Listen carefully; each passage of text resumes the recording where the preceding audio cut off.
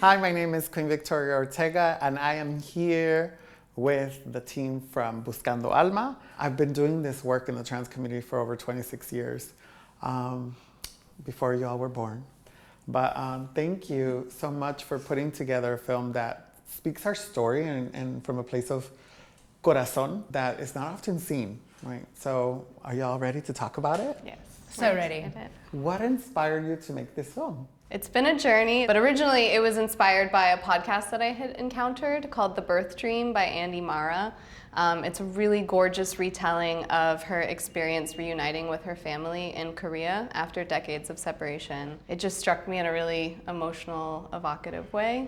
It was so poignant and so poetic, and even though our lives and our cultures were so different, it was just something that stuck with me for a long time. And I felt like I needed to use my artistic sensibilities as a filmmaker to make a film with similar themes about reunification and acceptance. Speaking to the issue of like authenticity, right? Many times that's what's missing. How important was it to be authentic in casting Alma and Cristina? Well, we were really lucky. We got Alan Luna on board as our casting director.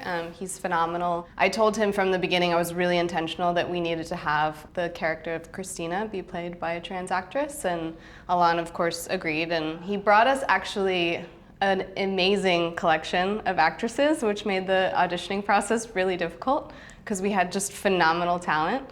But it was when Carolina came in, she just brought such a raw, vulnerable sensitivity to her audition. I just knew that there was something deeply personal that she was bringing to the character, and that her willingness to be vulnerable and have those sensitivities would lend themselves to such a beautiful performance, and she elevated the movie like beyond what I could have ever hoped for. And talking about along the lines of authenticity, you know, intention.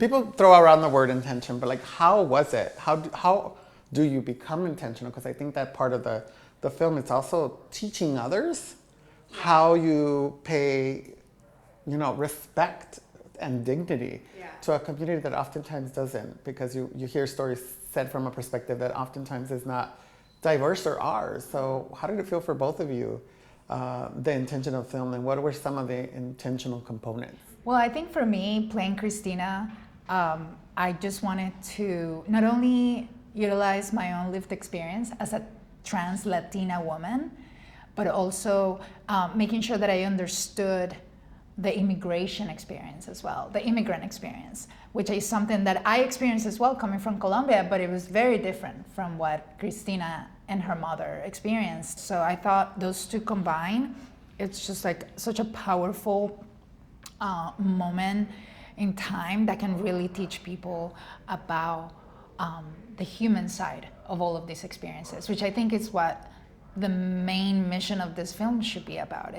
We want to make sure that people understand that they're looking at someone just like them, that they just happen to be born somewhere else and they're just trying to live their best life. And what are they doing to accomplish that? I think from a screenwriting perspective, I was very, very diligent. I think I spent about a year just trying to do my research, watching documentaries, reading books, trying to connect with the community as much as possible. I remember in my research I had seen a trans representation in Hollywood panel, and one of the things that really struck me while we were writing the screenplay was someone said, can we just normalize seeing trans women thriving in their lives and having great jobs and healthy interpersonal relationships, and we just need more of that. Right off the start, it's you know, Christina's character with a child. Like, she's just a nurse. She has a normal job. That was like a double mind blown for me, because many times we're not associated to being able to work around children if we get real, right? And being a nurse, taking care of somebody. And then she has a loving partner, right? And then she has a mother who, they were disconnected, they're reconnected, and there's such a beautiful reunion. And I was just like, how do you do this in such a small amount of time? And you don't even realize that you took us through a whole ass journey in those 15 minutes. That is so true. So in that, I wanted to ask, like, how did like the aspect of like gender expression, gender roles play into the movie? Because it didn't seem it was like an obvious thing. Yeah, there's definitely a struggle there. I think when it comes to Cristina and her gender identity as a transgender woman, I believe that it's somewhat of a double-edged sword for her, because for one, she's very empowered, she's working, she's living her best life, she has her partner that supports her, and she's actively looking for her mother. But at the same time, the trans aspect of her identity is also weighing heavy on her shoulders, because she's constantly struggling with the idea of like, will my mother accept me once I find her? As you see in the film, you know, she's continuously going and moving forward, looking for her mother. Okay, do I wear this? Do I wear that? Like, and it takes you through her journey, her mental journey, and gymnastics that she's constantly having to do, which I think a lot of us trans people do on a daily basis. Just stepping out of our homes sometimes can be a struggle for many of us, just because we're trying to figure out like, how do I present myself? I don't want to upset anyone. I don't want anyone to kick me out of the bathroom. Should I always wear makeup and heels because that's what people expect of me? And I think that was beautifully represented in the film. It was also beautifully shot, from the memory scenes to even how the running river was shot. Like, how did you think about all those components in being able to tell a story that was authentic and shooting it beautifully? It's a collaboration. I mean, I had a wonderful cinematographer, but I think we always approached it wanting it to feel like poetry. So I was trying to capture that cinematically as well as I could with the team around me, my cinematographer, my camera operators, everyone who's pitching in with the lighting. And we also like scouted each location for the exact time of day just to try to get that perfect light. And I think all of those elements from our entire team just kind of come together to give it that texture and that feeling of being a love letter. There's something magical about this movie beyond the aesthetics, beyond how beautifully shot it was, beyond the talent that surrounds it. I believe that there's something cosmical, and we've talked about this with Melissa from the very beginning that we met in person for the callback audition all the way till today, right now. Everything has played out in such an amazing, beautiful, magical way that we both constantly have to look at each other and be like, oh my God, it's working and everything's lining up. It's like a puzzle that just came together in such a way that it's really beyond my expectations. Just like with the film. I mean, when I watched it for the first time, the final cut, I cried again after I had already seen it like 3-4 times. And I was like, why am I still crying? Like, I'm still getting chills. Like, I've seen this, I've been there. And somehow it still manages to create such a powerful feeling, and then everything else around it that gives it purpose and a mission, like what's going on right now in the world, in politics, that it's unfortunate, but then we have this amazing film that we can be so proud of, that we can say this is something positive that can help change minds and change lives. Obviously a film that's talking about immigration and trans issues, but not talking about them overtly is just that, right? You've talked about it earlier, poetic. It's poetry. It's beautifully shot. You talk about the subjects without being in the face.